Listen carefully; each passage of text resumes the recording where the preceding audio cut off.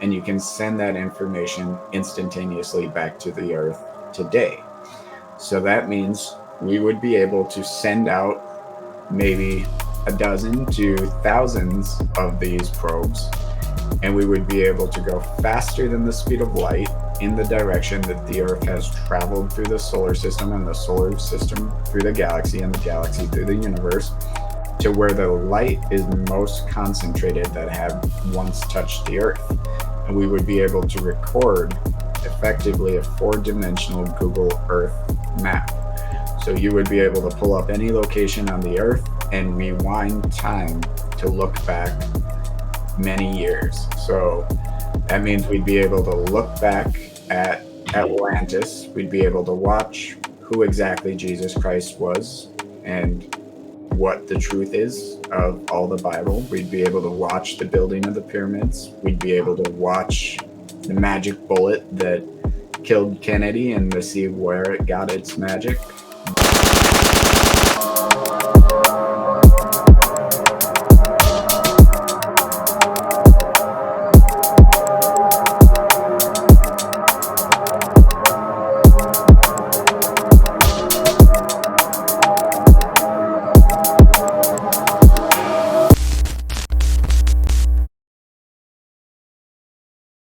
Yeah.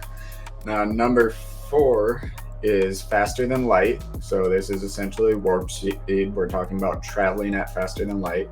Now, I'll preface this by saying I have not tried this, and nobody has tried this. Publicly acknowledged the fastest we have traveled is about 400,000 light years, or 400,000 miles per hour, which is about 0.005% of the speed of light. Now, 100 years ago, when they were talking about automobiles that would go faster than 100 miles per hour, they thought that was crazy and impossible, and that the car would crush against the force of the air in front of it, or shake apart. And if that seems silly now, or the idea that we couldn't fly before the Orville Wright brothers, before the Wright brothers built their first powered glider. This is about as crazy as that, to say that we can't go faster than light, because we've really never tested it. But this is my design on how that could be achieved. Now, of course, I had to give a proper shout out to Tesla.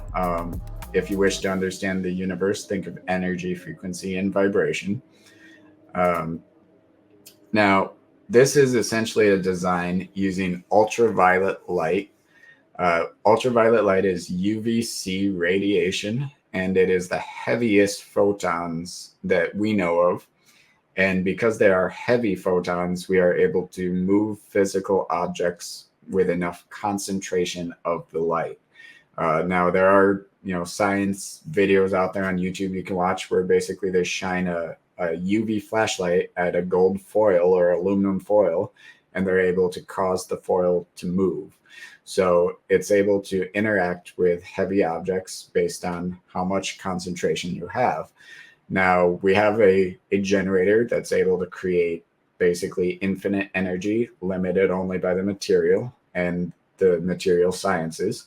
So if we're able to create enough pressure of ultraviolet C radiation or UV light in front of us, then the craft moving behind that light is not going to be interacting with anything in front of it, because we've effectively moved all of the dead space that is already very, empty, out of the way. We could do this one of two ways. We can first create basically a cone in front of us, which is kind of like a bullet to travel through space. And we are shooting, if we were to believe Einstein's theory of relativity, we're traveling faster than light because we are moving our rocket at a speed within the light speed, but then we are moving our light from the rocket at light speed away from the rocket, and that removes all resistance in front of it at light speed.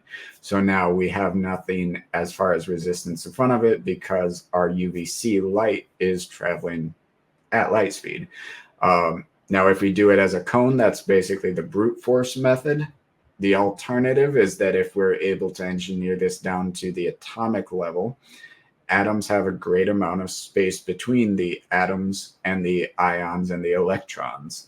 So if we use the ultraviolet C radiation with the right frequencies, we would be able to control the location of everything in front of us, and we would basically create a grid of all the atoms in front of us. We've aligned them within that frequency, and then we are misaligning the frequency of all the atoms of the object traveling through space.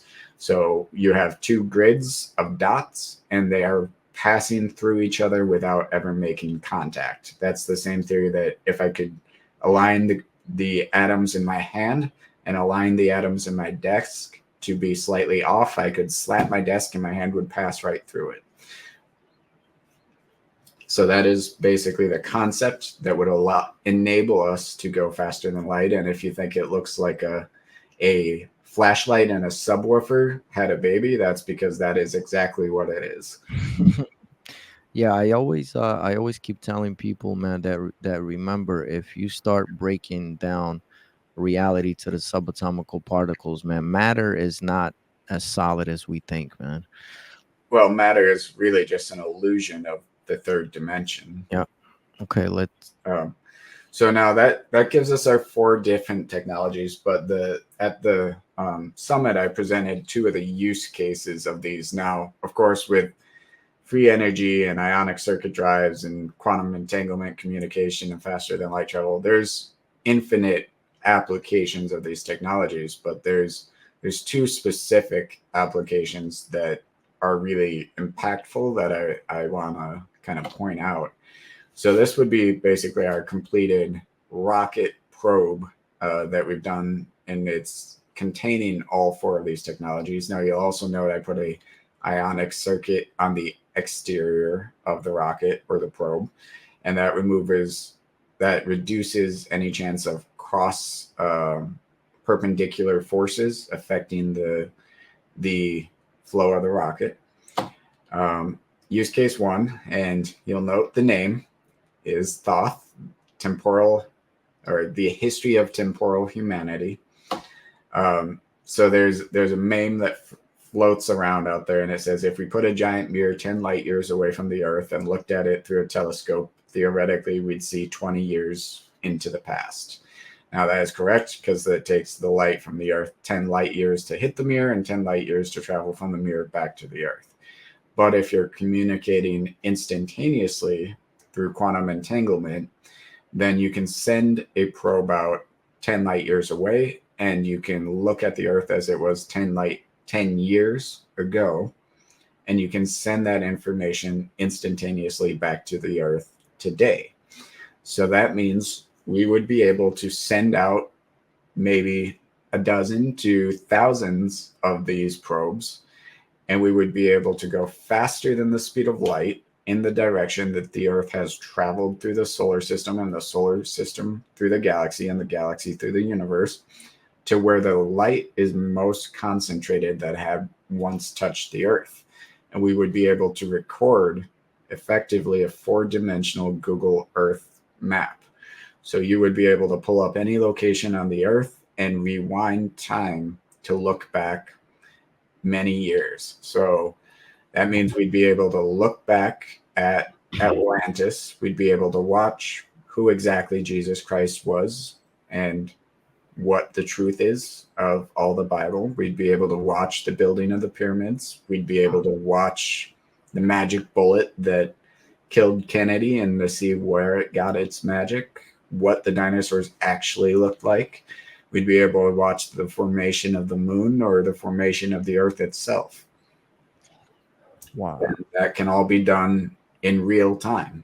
And it's not a crazy conspiracy or anything like that. It's the application of scientific methods in inventions that can and should all work within our known aspects of what we are taught.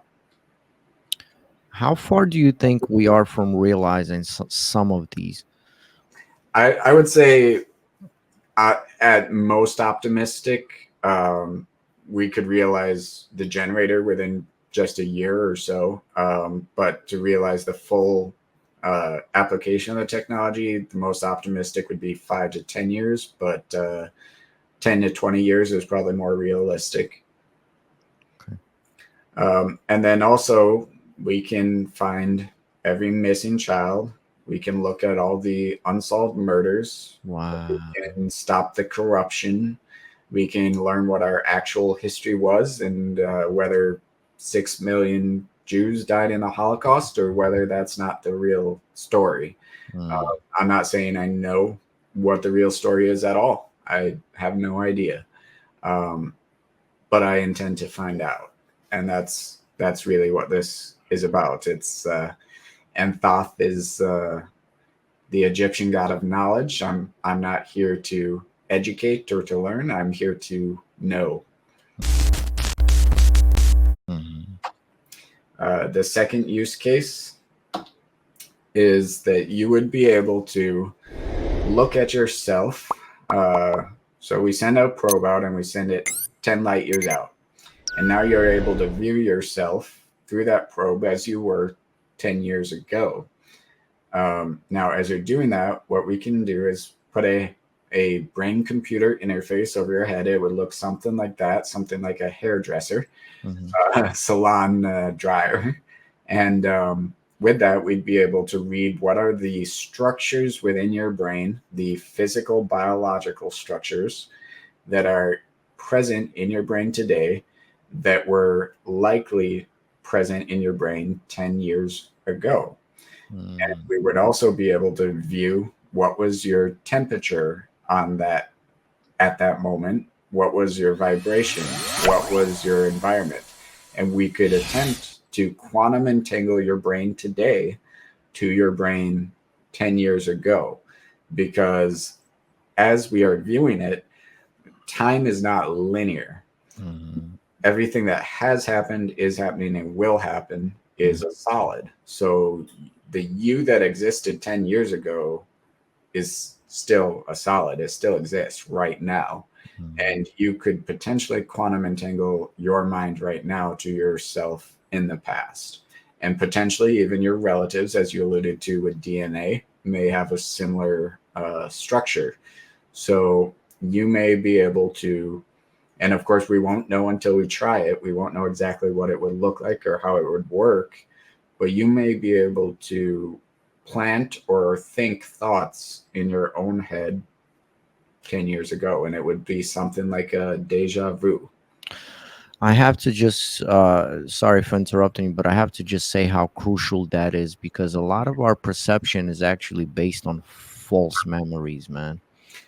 It is, and the mixture of being able to see in real time what happened, but also to be able to think into that past, we would effectively remove ourselves from what we're in right now, which is the third dimension, and we would become a fourth dimensional species outside of time and space.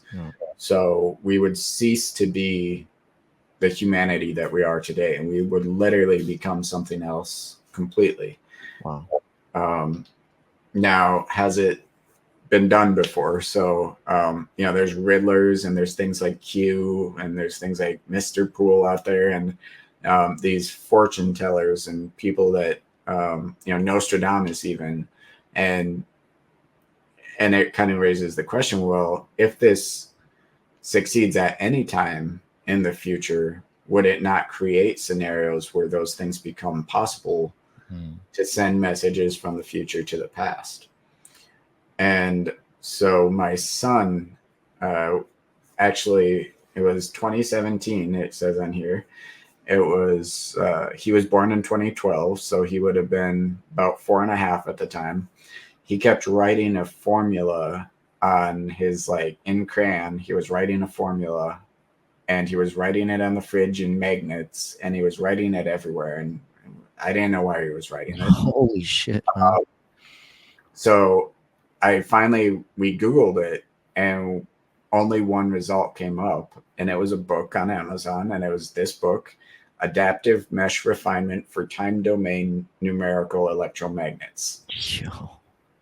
And so we asked him, so of course I ordered the book, right? And we asked him, Or when do you want this book? And in the most adult voice I had ever heard come from my son at that time, and probably yet to date, he said, when I'm 16. Yo, what the? And that was that. And then he never mentioned it again. Yo, man, I so badly want to curse right now. So I had to wonder, have I already succeeded, or has someone already succeeded in making these devices in the future that can communicate with the past? And was this exactly that? And I've had instances in my life which I have to wonder if it was something similar as well. Have you questioned yourself? Sorry for interrupting you again, man. Have you questioned yourself? Because this is the question that just came up in my head. If your thought, who's your son? Well, the actual mythological answer to that would be Horus, but Mm. I don't know. Because there must be a reason, man, why he was reincarnated with you and why he was putting that formula together and why he said what he said, man. I mean, I assume so, and I don't necessarily think he would have to be someone else from the past to Mhm. have done that. It would only have to mean that at some point the technology worked. See, this is exactly why I emphasize the importance of uh, the difference between intelligence and wisdom. Because a child, let's say you can say, oh, he's not as intelligent, but a child can tap into this wisdom that is not bound to time and space, and you question yourself like, where is this coming from? And I've been advocating for, let's stop concentrating so much on intelligence, and let's look back at what wisdom really is and what intuition really is and where it's coming from and what kind of frequencies it's vibrating in, man. Yeah, and I would say it's more so education versus knowledge. Education is what you're taught, and typically you are taught one of only two things in education. You're taught what has been done, and you're taught what you cannot do. Mhm. And neither one is ever correct But fully. we have been taught that intelligence is the ultimate knowledge, and even when we speak of like artificial intelligence, we measure it at a level of intelligence where we're sort of like dismissing wisdom, and we say, oh, only when you're old, you have wisdom and things like that. But I think there Yeah. needs to be a deeper understanding into what wisdom actually is. And I would say knowledge is not taught. Knowledge is known. Exactly. You either know or you do not know. Exactly, man.